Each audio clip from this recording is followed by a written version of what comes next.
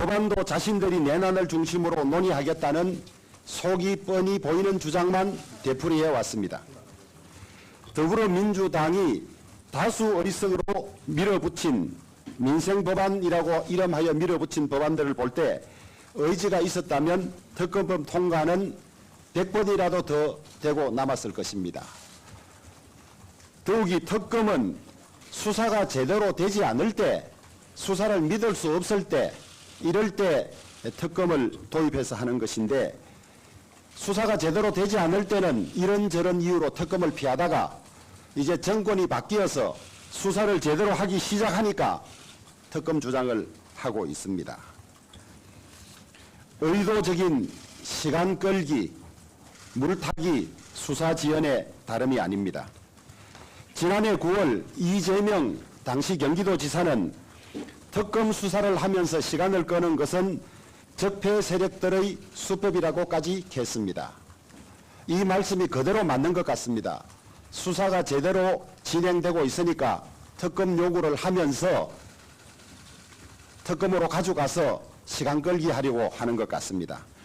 같은 해 11월 이재명 당시 후보가 마지못해서 형식적으로 특검을 수용하겠다고 하자 당시 송영길 민주당 대표가 철저한 검찰 공수처 수사를 다시 한번 강조한 것으로 이해하고 있다고까지 하면서 물타기를 했습니다.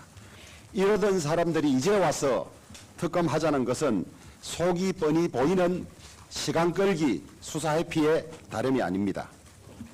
더구나 이 대표는 지난 대선 TV 토론회에서 대장동 몸통은 윤석열이라는 황당한 주장을 해서 국민들이 도대체 이해하지 못한 상황이 있었습니다.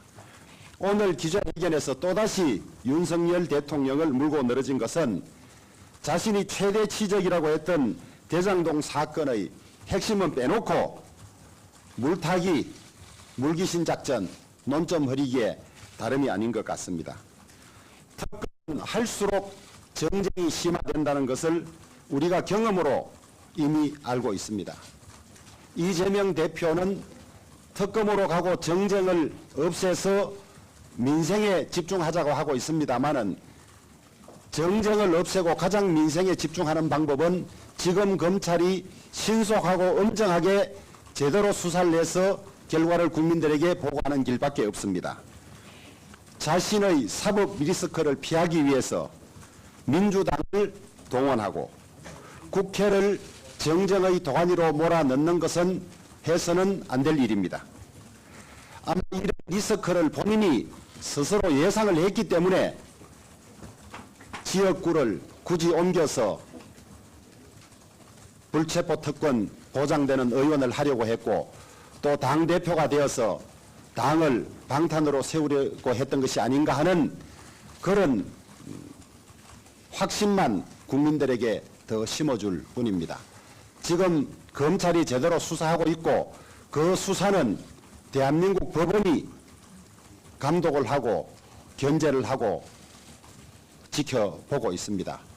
부디 이재명 대표의 말씀대로 정쟁 중단하고 제대로 수사되게 하고 민생에 집중하도록 하십시다.